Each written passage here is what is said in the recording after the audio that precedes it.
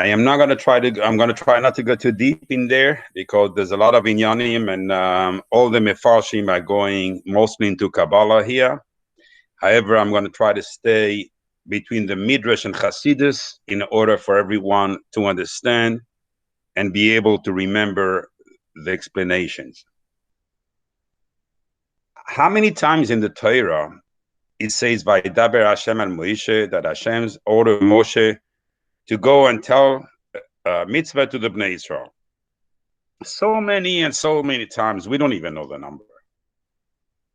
However, Hashem never felt the need to tell us where was Moshe Rabbeinu at the time of the order. Like, we feel like it's so common that it doesn't matter where it is. So why in this Parasha, it does matter? In this Parasha, the pasuk starts, Vaydaber Hashem al Moshe, Hashem talked to Moshe, Bamidbar Sinai, be'ohel moed. All right. What does he do for us? Just adding a few more words in the Parsha? That's what it's adding? The importance is what Hashem's orders. The importance is not where it is. So why is the Pasuk goes out of his way not only to tell us where it is, but also in what date it was? So we really have a date, a place. So it was Bamidbar Sinai. Why? Were they in another Midbar, or were they anywhere else than in a desert when they were ordered the Torah and given the Torah? This whole language in the pasuk is superfluous. Be'ohel moed. Where else was HaKadosh Baruch Hu talking to Moshe Rabbeinu if he was not in the Ohel Moed? The only time it says me'ohel moed, from the Ohel Moed, is in Parshas Vayikra, after in Parshas Pikude Moshe Rabbeinu finished creating the Mishkan, and when HaKadosh Baruch Hu's Shechina came down, it was so, the divine presence was so strong, so holy, that Moshe Rabbeinu could not enter the Ohel Moed. That's the only time he says Me Ohel Moed. Hashem spoke to him from the Ohel Moed to him standing outside. So, but otherwise, it says in it everywhere HaKadosh Baruch Hu talks to him from the Ohel, inside the Ohel Moed. Moshe used to come in. People used to stand in front of the tent and look at Moshe Rabbeinu going inside the Ohel Moed, and HaKadosh Baruch Hu would talk to him. So basically, I'm just emphasizing here that the pasuk obviously wants to tell us something else than a location and a date. That's what I want to emphasize in now. Why two locations? Bamidbar Sinai, be'ohel moed. The Ohel Moed was never else besides the Midbar Sinai. So we have two locations. I'm not even going to talk about the dates. I'm going to stop right there for today's share, and there's plenty more to say after that share about this half a pasuk. I think we all get the idea. What was Moshe ordered? Moshe was ordered to count the Bnei Israel in a certain fashion, to count them. I'm not even going to go into why this fashion and not this fashion. We're not going to have time for this. However, what we have to focus on is the Midbar Sinai, that's superfluous, that the Ohel Moed is superfluous, and the mitzvah was to count them. That's about today's framework of the shir. That's what I'm going to focus on. Rashi explains, why would HaKadosh Baruch Hu count them again? He counted them after they came out of Mitzrayim. He counted them by Matan Torah. And now he wants to count them again. What for? So Midrash wants to say that today, HaKadosh Baruch Hu wanted to know how many people got over 20 within the past year and have a number. So a new number for Bnei Israel. You can argue that in that case, go count. Ask in every shevet who was not 20 last year, and we're going to count them. And like this, you're just going to add that number to the number of the year before and subtract the people that died. It's a lot easier than go counting every one. However, the counting really, this in this parsha versus the parshas Kisisa, which is the parsha of when the Torah was given, totally different. In the parsha of Kisisa, we counted that Moshe had to count the Bnei Israel by counting the half a shekel each one was giving. So they were supposed to give half a shekel, and Moshe counted how many half a shekel was there, so he knew the number of Bnei Israel. Here, no, you have to count the names. How many names there are? Because we know from David HaMelech, when he had an argument with Yoav ben Seruya, who was his general, and a tremendous Talmid Chacham, that it says on him that he was the Shechina was Reuya to lay on him. So such a big Talmid Chacham he was, and he was the generals of the armies of David HaMelech. David HaMelech wanted to count his soldiers, and Yoav said, no, you can't, because this brings a Magefa. And he still counted them, and they died. A lot of them died. So we never count the people per se. That's why when we count in a minyan, we count Rishia, Samecha, Vareches, Nachlasecha. We never count numbers. Numbers brings Ayin Hara, brings the Din. We'll see. But Rashi comes out here and says, do you know why Hashem counted them again fully? Because Hashem loves them. And like something you love, you want to know that it's still there and you're counting it preciously. This is a very difficult explanation if you explain it simply as I explained it. The Gemara says in Baba Metzia that the bracha cannot lay upon something that was counted or that was weighed. You cannot put something into a framework and expect to have the bracha. I'm sure every one of you know the story with Baba Saleh, with the Vizhnitzer Rebbe, Tzal. They used to take a bottle of a mashke. All of a sudden, they had an inspiration. They would come out of their room. They would take a bottle of a mashke, wrap it up with a cloth, and start serving hundreds of people without the bottle emptying out. Many rabbis have done this. This is called the bracha. The eye removes the bracha. The eye contracts everything, so the bracha cannot lay upon whatever the eye see. Therefore, in Shulchan Aruch, it's brought down in Choshen Mishpat, when you pass by the field of your friend and the harvest, whatever, it starts growing and it's up and it's beautiful, you're not allowed to look. Because by just looking, you're bringing the din on that person and you may harm him. So the Gemara says in Bava Metzia, I'm going back to my Gemara, that the bracha can only be in a place which is away from the eyes, not seen. And that's why it says in the pasuk, Yetzav Hashem itcha es habracha, Hashem will order by you the bracha ba'asamecha, which means in your harvest, but really also asamecha, it comes from the root samui, hidden, anything hidden. And so there's a Mishnah on this, even when the person used to count his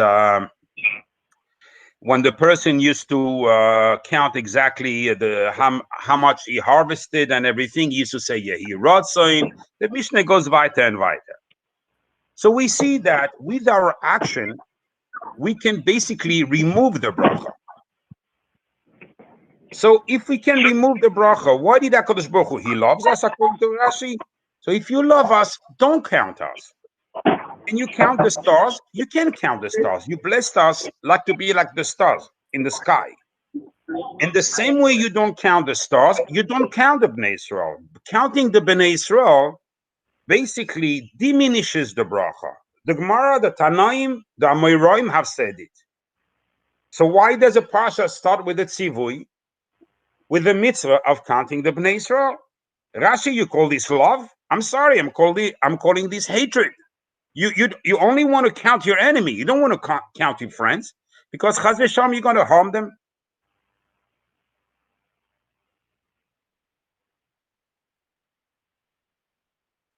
The Zohar Rakia is a sefer, a pirush on the Zohar, and obviously he had a sense that Rashi could not be explained very simply. And he tried to force a little bit of another meaning, another little layer onto Rashi in order to explain his words. And he says like this: HaKadosh Baruch Hu was so proud of his nation, of the Bnei Israel, that he wanted to know how many people have made it out of the Memtes Share Tuma, of the 49 level of Tuma from Mitzrayim. How many people will be receiving his Torah, his dear Torah that he kept in Shamayim? It's out. This is how he explained the love. HaKadosh Baruch Hu wanted to know, that each one of them is receiving his share of it. Like, I'm worried about that my present reaches each one of you. And by the Mishkan, so the Kedusha of the Mishkan also lays upon each one of his, he called them his armies. Okay, I understand. You have a little bit of a kvetch here, but you don't answer the question. The question is very simple. I know you mean good. I have no doubt that the Torah means good, and the Hashem meant very good, always does good, and Rashi means also good.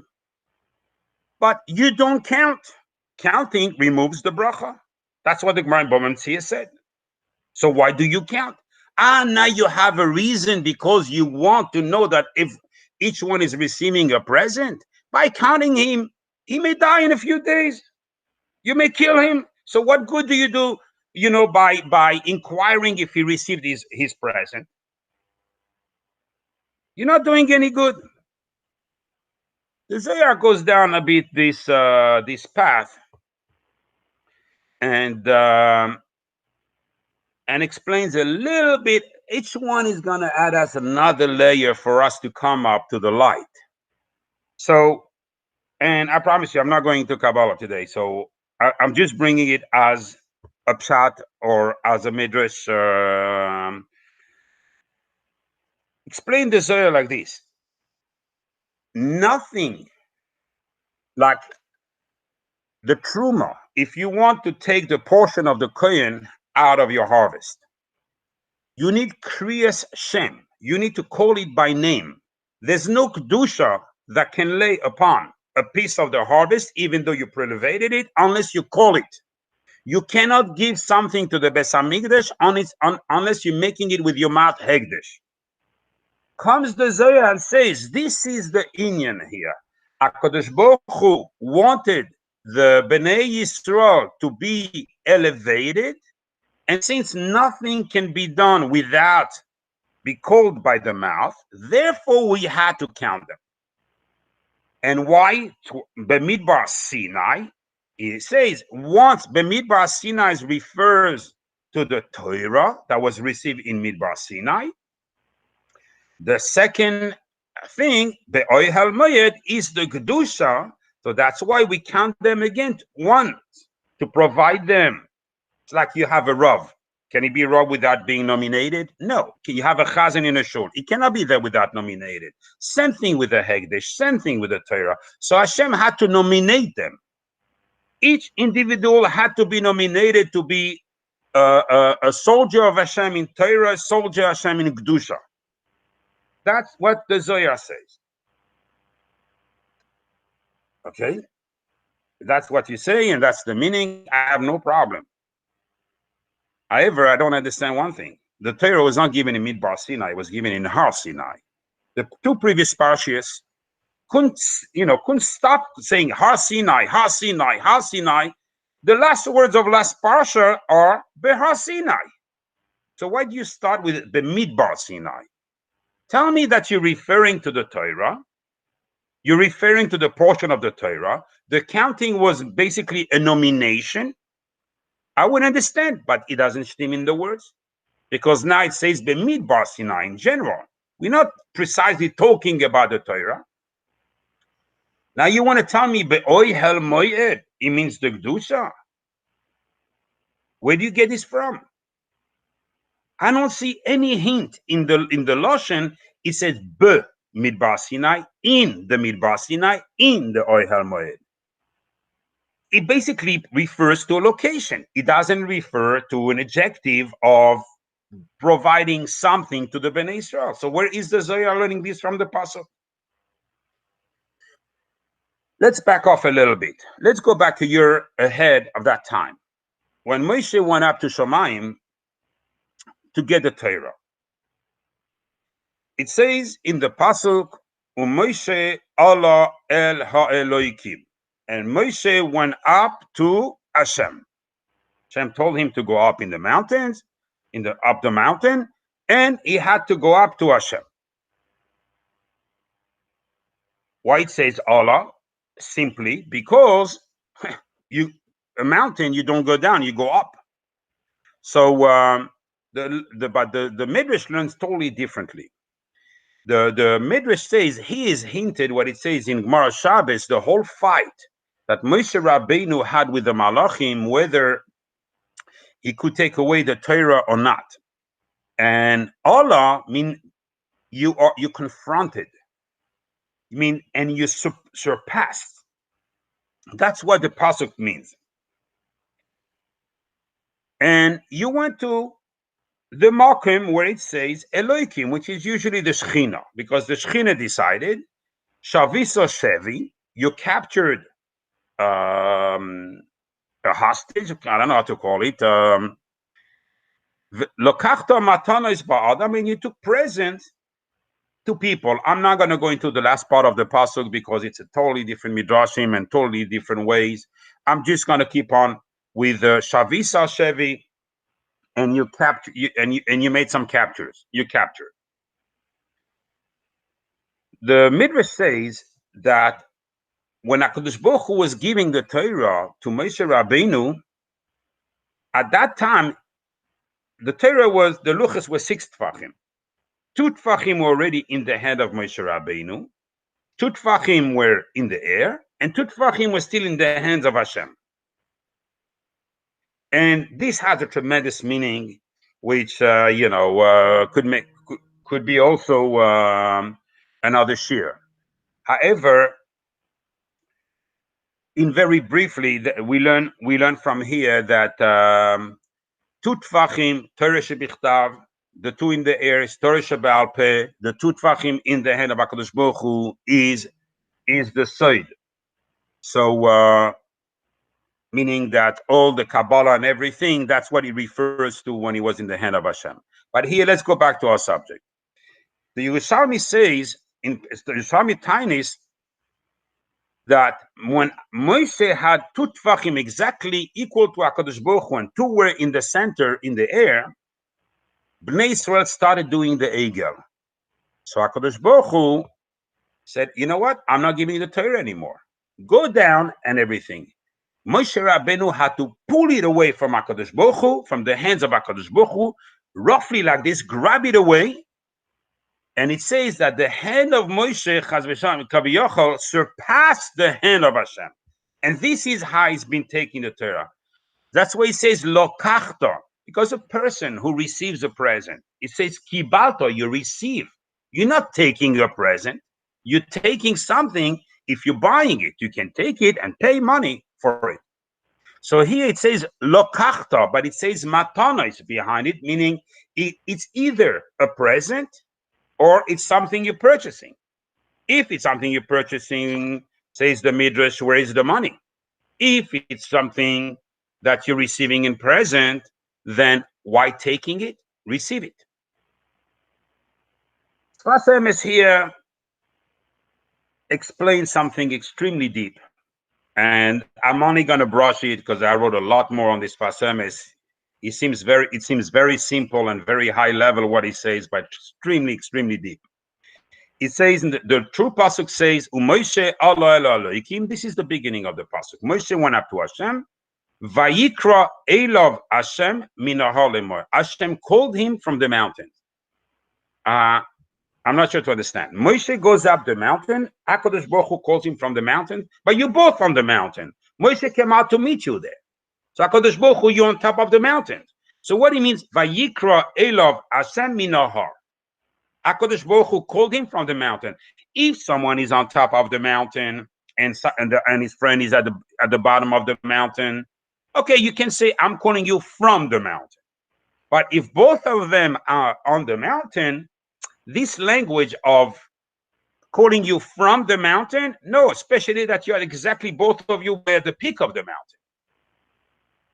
Explains the Sfas Emes, he says, look at the difference in the name of Hashem. When Moshe went up, he went to Elohim, which is the Shekhinah. When he's being called by Hashem, which is above the Shekhinah. It's Kudsha Berichu. It's HaKadosh Baruch Hu. Moshe Rabbeinu only had the capacity to go up to the Shekhinah. And he needed the help of HaKadosh Baruch Hu in order to receive the Torah, to be raised all the way to HaKadosh Baruch Hu. Even though I said I'm not going to touch this, the side behind this is he had to be the Malachim. In order to be the Malachim, he had to surpass them in terms of position. And once he's still in the Shekhinah, he's not in the Atzilus, therefore Malachim could contend him, could hurt him, could do anything. Once he's above them, then he can confront them and beat them. So the Malachim, and we all know, contended the fact that HaKadosh Baruch Hu wanted to give the Torah and everything. One of the big shilas was a shilah in Beis Din. We all know the stories of the Gemara. The Malachim said, if you live somewhere, next door to you, in Eretz Yisrael, where Jews live, also in an area here where Jews live, this halacha applies in Beis Din, that your neighbor is selling his property, you have the first right to the property. Because you're the neighbor, you call it bar mitzvah, your neighbor, and therefore for you, there is a benefit to be able to control who lives next to you. And HaKadosh Baruch Hu recognized this by saying in the pasuk, "Ve'asisa atov ve'ayashar," that you will do what right and just in the eyes of Hashem. Because you leaving the place, you leaving the area, you don't care what happens behind you if there's an earthquake. But some people are still living there. So it would be, appreciated that if you enable your neighbor to also keep on living in peace and controlling the thing. So the Malachim said to HaKadosh Baruch Hu, we living in Shamayim, the Torah is in Shamayim. How can you give it to the person, to Moshe Rabbeinu? And Moshe Rabbeinu told them a din that's written in Choshen Mishpat also. This din don't apply if it's a present. Because a present, it's not basically an act of commerce. In commerce, that you sell to this or you sell to this makes no difference to you. So you would be a bad person not to try to help someone that wants to control who his neighbor is. Now, if you give it as a matana, so that would be nasty because you want to give it to Reuven. Now Shimon is asking for it. That's not right. So you're going to take it away from Reuven? And therefore, Moshe Rabbeinu tying it. Let me explain you where we reach with this. You probably, not many of you have heard of the Sdei Chemed. The Sdei Chemed is an encyclopedia of halacha that is in every kollel, in every yeshiva, everywhere. It goes from Aleph to Taf and includes all the halachas and explanation in depth of every halacha logically. Since the 19th century, it's a book that it's every learned person on his shelves or on his desk. This Sdei Chemed was born in Yerushalayim. He had a big tzaddik of a father, but his father died very young, when he was young. And he had problem with Parnasa. Rab Chizkiya Medini is his name. And he writes his story in the Hagdama of his Sefer, because he told it to one of his grandchildren. So,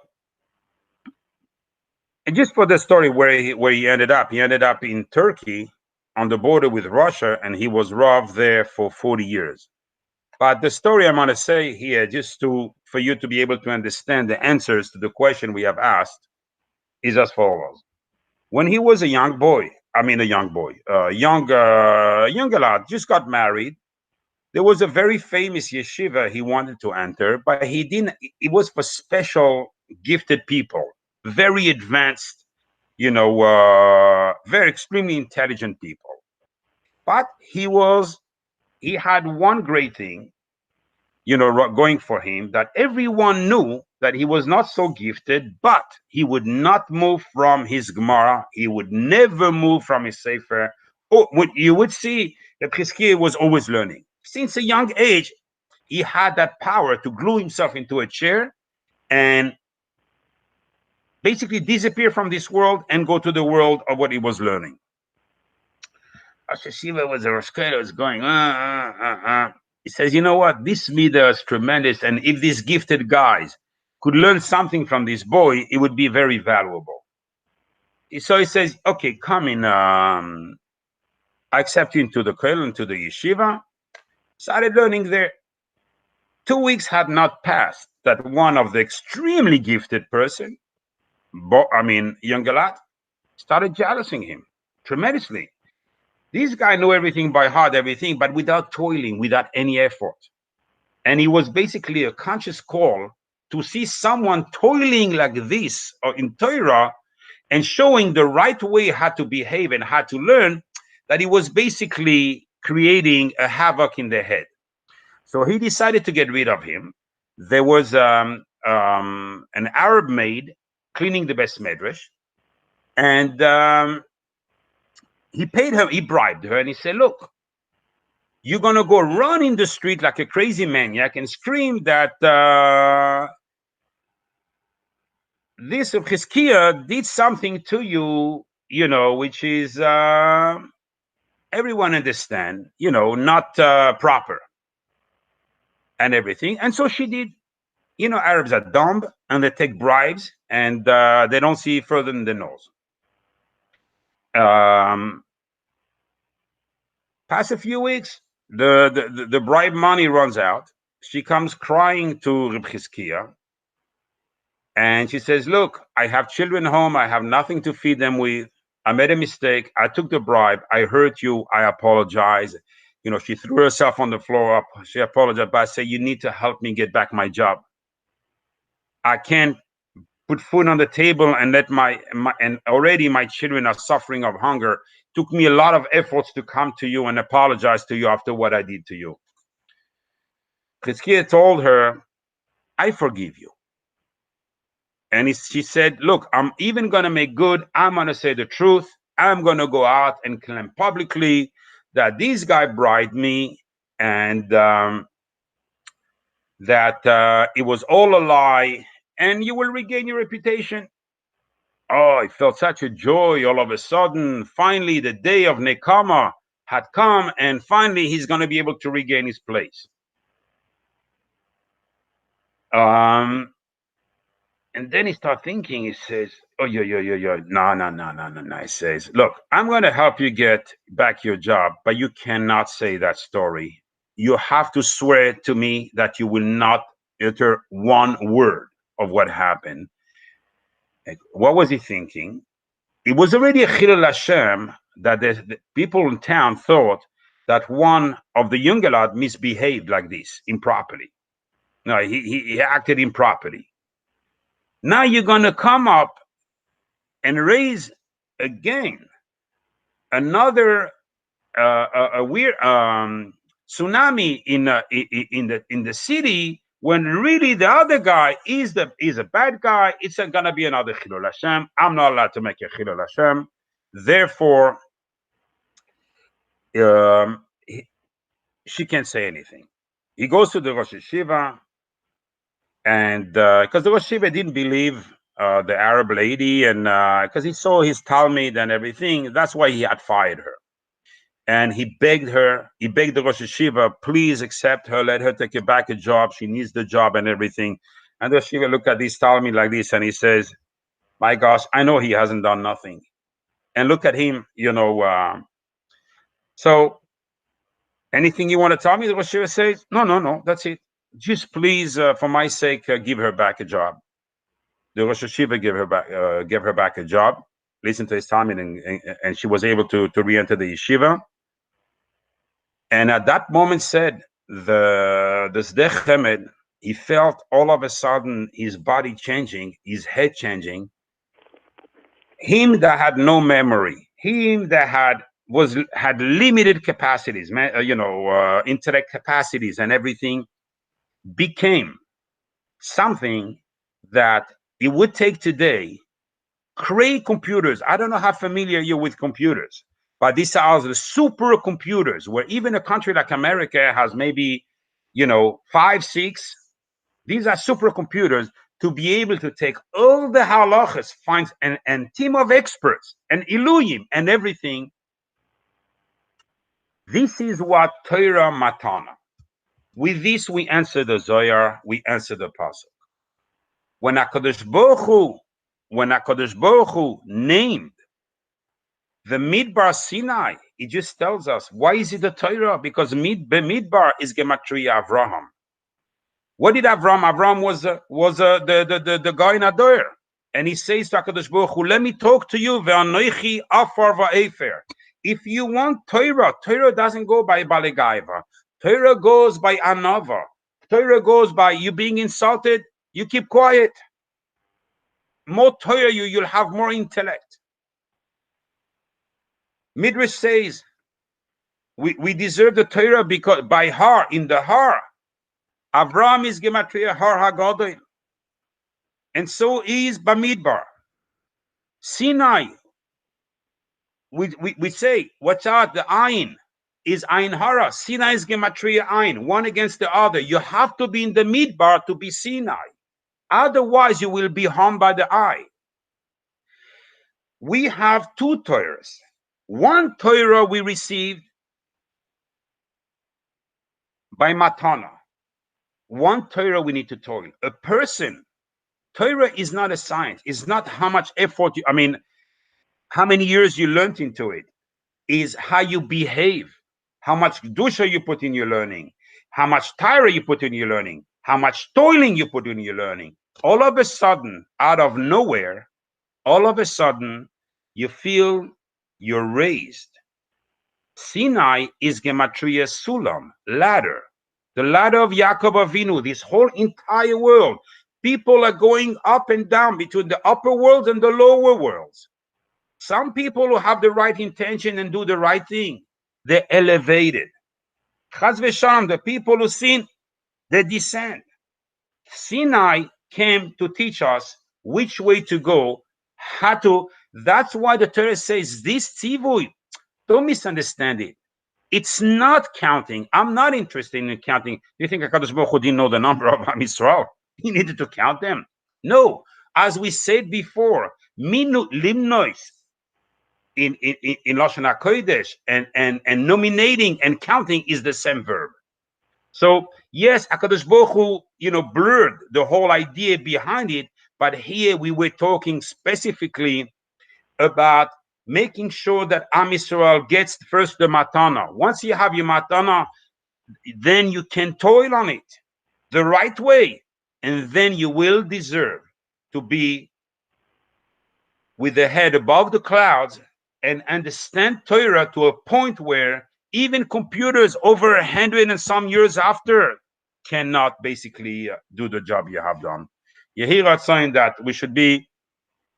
There's a lot of also Bamidbar Sinai, at Seres connected to Shavuos. That's Hashem. You should take another time to say another shir.